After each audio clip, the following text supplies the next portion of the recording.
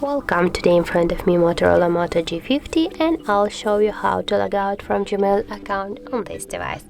So first go to the Google folder and here launch the Gmail application.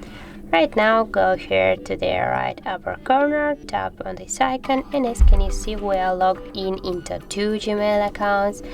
And for example, you wanna log out from the one from these accounts, just now go to the manage account on this device, and we got here these 2 accounts. And for example, we wanna just log out from the first one, just tap here and just tap here to remove account and confirm that.